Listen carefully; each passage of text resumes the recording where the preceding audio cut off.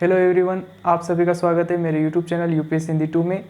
और आज हम बात करेंगे प्रथम आंग्ल मराठा युद्ध के पश्चात द्वितीय आंग्ल मराठा युद्ध की।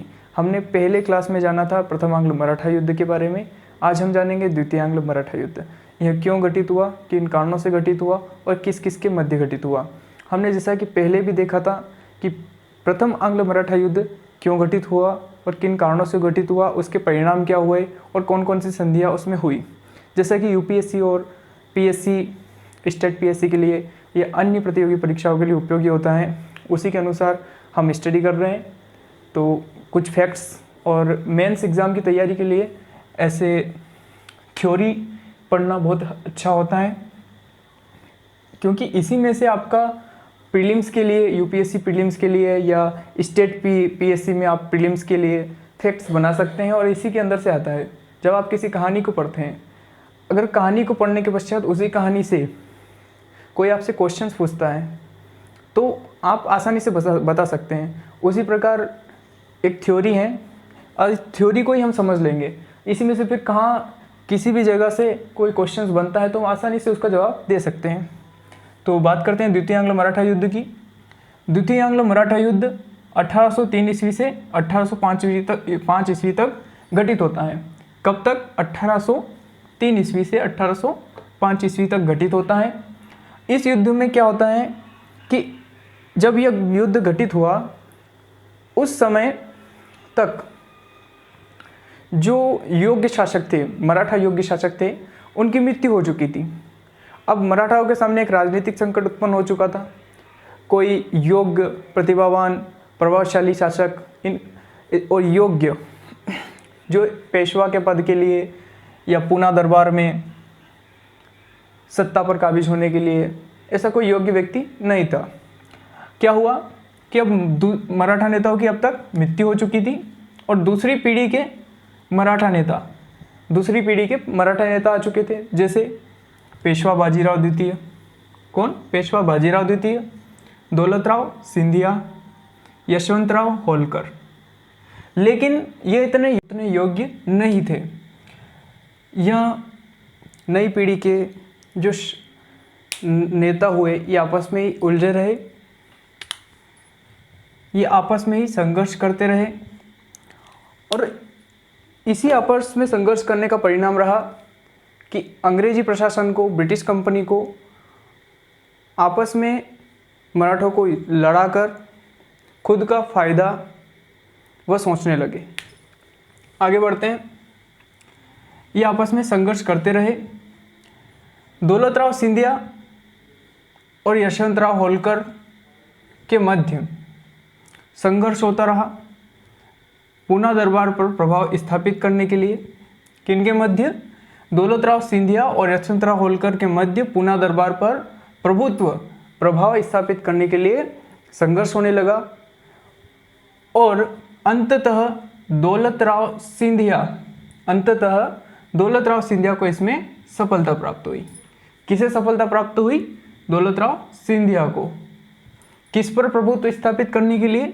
पूना दरबार पर प्रभुत्व स्थापित करने के लिए दौलतराव सिंधिया और यशवंतराव होलकर के मध्य प्रतिस्पर्धा हुई, संघर्ष हुआ और अंततः दौलतराव सिंधिया को सफलता प्राप्त हुई।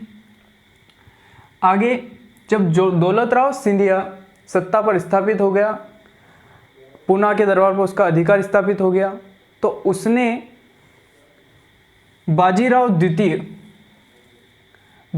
द्वितीय से साठ गांठ करके, मतलब बाजीराव द्वितीय से मिलजुल कर उसके सहयोग से उसने यशवंतराव होलकर के छोटे भाई, किसके छोटे भाई? यशवंतराव होलकर के छोटे भाई बिट्टू जी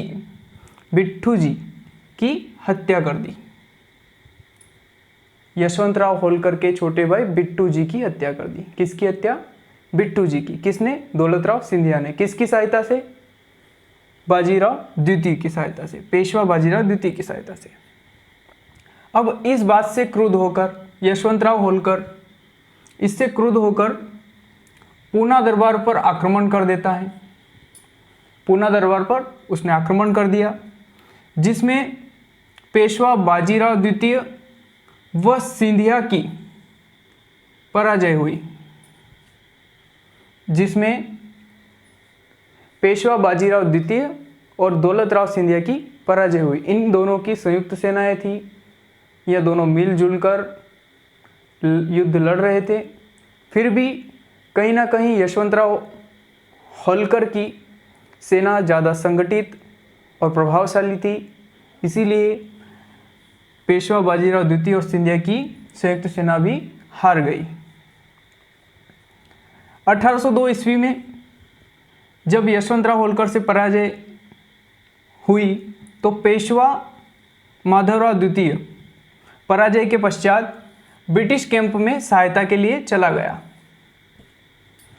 यह ब्रिटिश कैंप में सहायता के लिए चला गया। कब? 1802 ईस्वी में।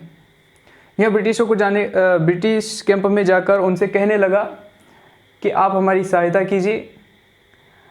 इसी बात का फ़ायदा उठाते हुए ब्रिटिश 31 दिसंबर 1802 ईस्वी को, कब? 31 दिसंबर 1802 ईस्वी को ब्रिटिश कंपनी बसिन की संधि कर लेती है। किसके साथ?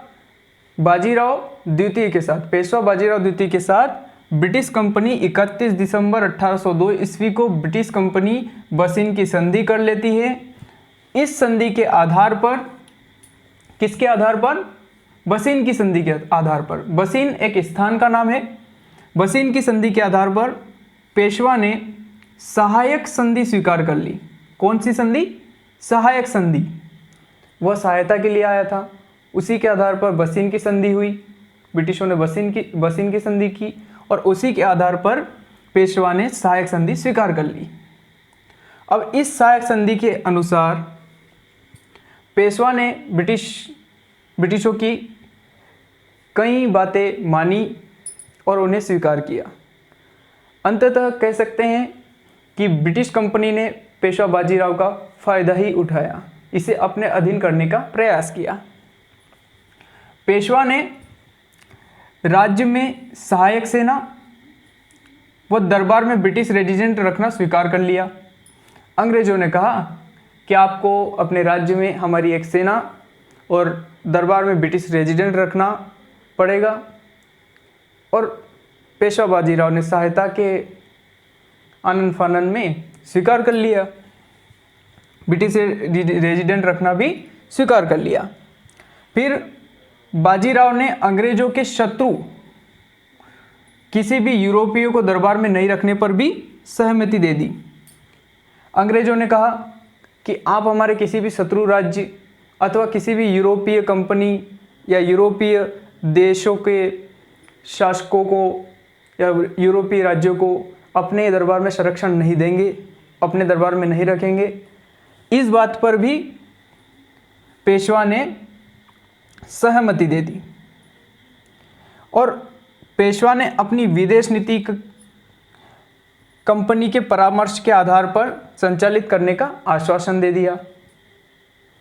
पेशवा ने अपनी विदेश नीति कंपनी के परामर्श के आधार पर संचालित करने का आश्वासन दे दिया।